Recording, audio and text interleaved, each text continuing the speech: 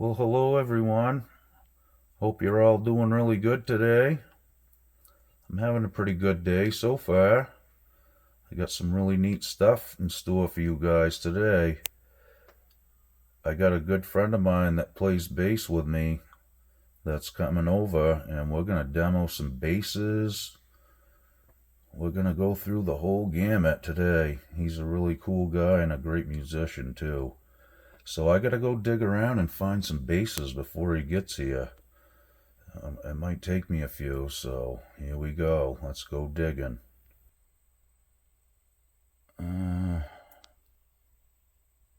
Nope.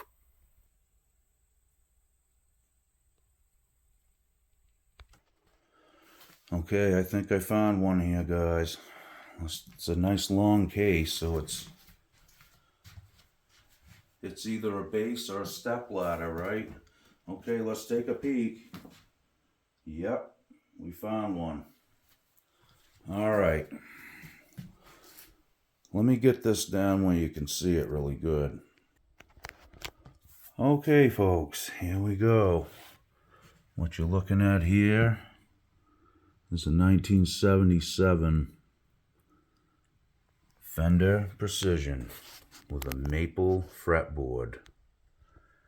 It's really clean. It's got just a few little dings, not a ton of play wear. It's in really nice shape.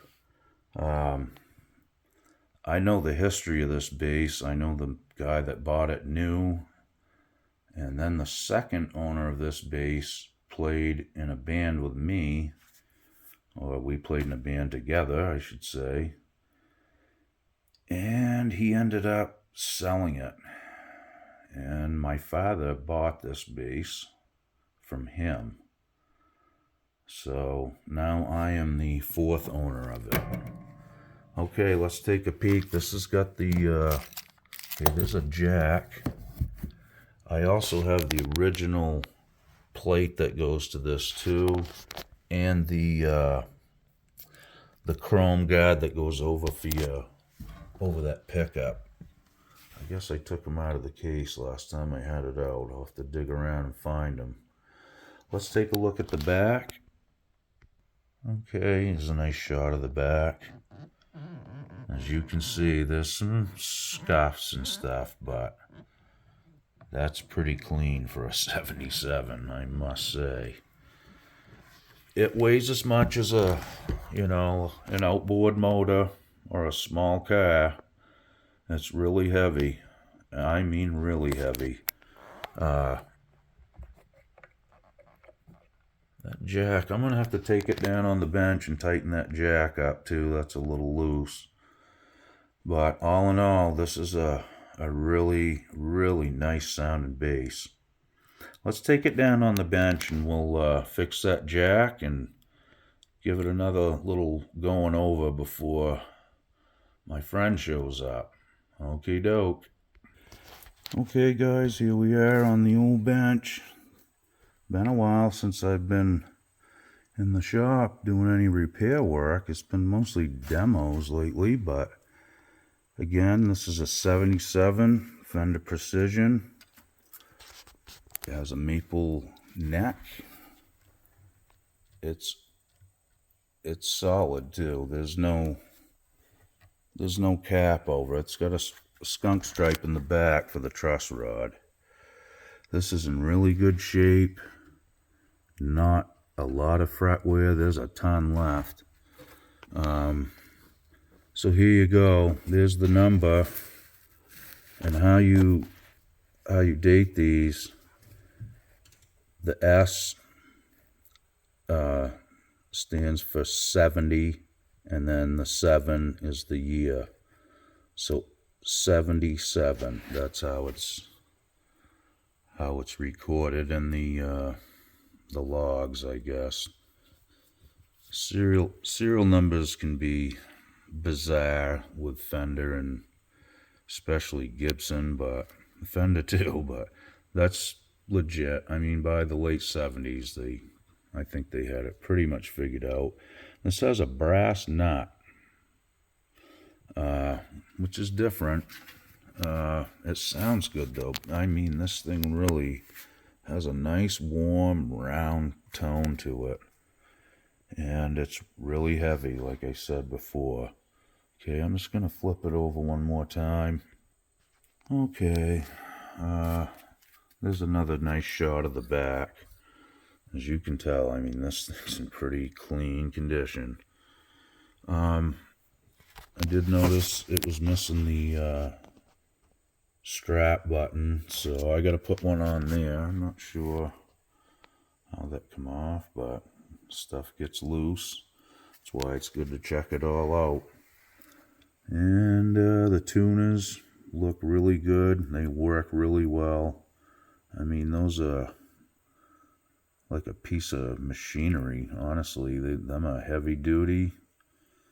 And, you know, they do wear out, but these ones, like I said, this guitar doesn't have a ton of play wear on it, so I only use it in the studio, and that's pretty much been its life since my father bought it, so. Alright guys, it's all fixed up. We'll do some bass demos here soon when my friend stops by. I gotta go dig a couple more out. Okay guys, I just found another one. My friend that plays bass with me, he really loves this bass a lot. When I first bought my first digital audio workstation through Musician's Friend or whoever I bought it from, they had this bass for sale. It was a blowout sale for 99 bucks, brand new. Now, you know, this is kind of like a jazz setup with a three-way switch. Really cool. I mean, this is a very inexpensive bass. I think they were like $300 or $400 retail. Now that right there is paint. That is not wood grain. It's faux painted. It looks kind of neat. You can tell it's not right, but now this bass is a little shorter scale too than like a standard P. And that's why I bought it, because it's more, the transition from playing guitar to playing, you know, bass can be awkward at first. And this, just being the short scale that it is, made it really easy being a guitar player to play this. Alright, I'll flip it over. Okay, there's a shot of the neck plate. Forgot to mention, this is a Washburn XB-102 bantam model. Now, this is really tough to see, but when I received this, the whole bottom of the bass was scuffed like that from the cardboard. It was just in cardboard. It wasn't even wrapped in anything. But I didn't really care. I needed a bass, and it didn't hurt the sound a bit. So I'm going to tweak this one out and get it ready, and see what else I can find. Okay, we managed to find another P bass. This is a little different model, of course. This is a Squier Affinity P bass. I'm not really sure how old this is. I've had it for probably, I don't know, 7 or 8 years or something.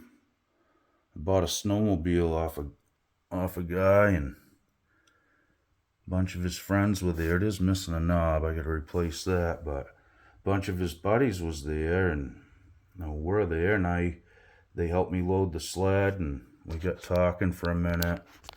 And as always, I asked them if they had any musical instruments for sale. The guy I bought the sled from said no, but the next day, one of his buddies that was there sent me a message and said he had this bass. And I asked him what he wanted for it.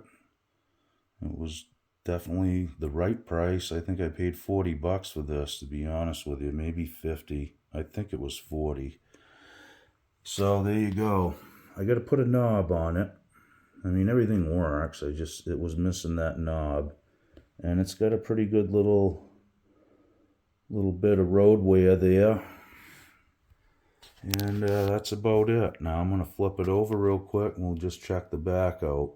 I figured I'd dig this one out if we're going to do maybe we can do a comparison to the vintage P bass I have, the Fender 1977 that I just showed you.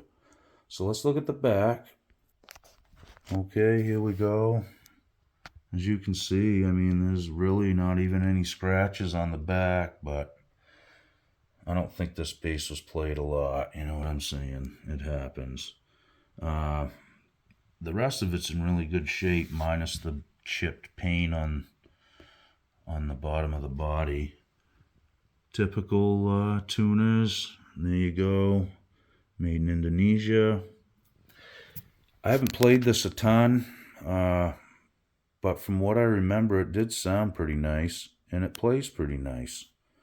So I gotta get this one ready. Okay, guys. We found another one. This one belongs to my son. This is a Peavey Millennium EXP. Really nice playing bass. It's got a pretty narrow profile here at the nut versus a standard like Precision. But the playability is right to the last fret, as you can see. Has a really nice top on it. I mean, it's just beautiful. And it's just got the 2 pickups, 2 volumes, and a tone. Pretty easy to run. Nice nice hardware and stuff. The appointments are nice. Fit and finish is really nice. And as I said, it has a beautiful, beautiful sound. Let's flip this one over and take a little peek at the back. Okay, this is a shot of the back. It's really hard to tell in the light in here, but it looks to be mahogany to me, but it's stained really dark. As you can see, the plastic's still on the control plate cover. One nice feature is that right there. 5-bolt neck. Keeps things nice and stable. Okay, here's the back of the headstock. Again, Indonesia. A lot of guitars are coming out of Indonesia. Basses, guitars, all kinds of music stuff. And it seems to be of good quality for the most part. I mean, they're doing a pretty nice job. Okay, guys, one more little thing. It's got the truss rod adjustment down here, which I really like. I really do, because you can do it right on the fly. You don't have to have a screwdriver or, you know, take the truss rod cover off. That's a really nice appointment on any guitar, I think. Okay, guys, well, I'm going to dig around a little more. I don't know. This is probably enough for today. And we'll see what my buddy brings over. He's got some nice basses too, and if he brings them over, we'll certainly shoot some videos on those as well. Okay, guys, thanks for checking it out. Stay tuned for the sound demos and stuff. I'm just trying to get everything set up for when he shows up, and I figured I'd at least just do this as a preliminary video to show you guys what these are and give an explanation, so that way if I forget to do it in the middle of the sound demos with him playing, then at least you guys will know what you're looking at and hearing. Okie doke, we'll see you guys real soon. Be good.